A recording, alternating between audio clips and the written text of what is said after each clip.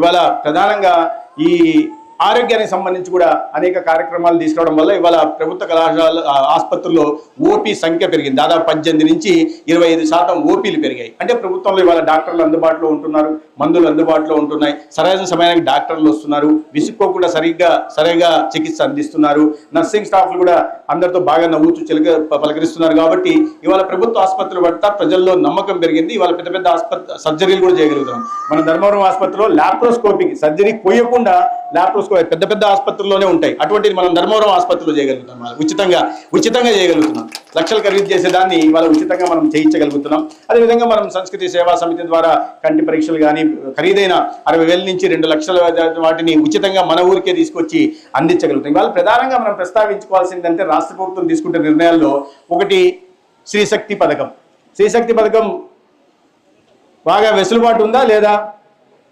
వెసులుబాటు ఉంది కదా. శ్రీశక్తి పథకం వచ్చిన తర్వాత ఎక్కడికైనా వెళ్ళాలంటే ఇవాళ మహిళలు ఉచితంగా బస్సులో వెళ్ళడానికి అవకాశం ఉంది. పెద్ద ఆసుపత్రికి వెళ్ళి చూపించుకోవడానికి గతంలో పోవాలంటే ఆలోచించేవాళ్ళు. ఇప్పుడు ఆ పరిస్థితిలో పెద్ద ఆసుపత్రికి వెళ్ళి చూపించుకొని రావచ్చు, చూపించుకొని ఆరోగ్యాన్ని కాపాడుకోవచ్చు.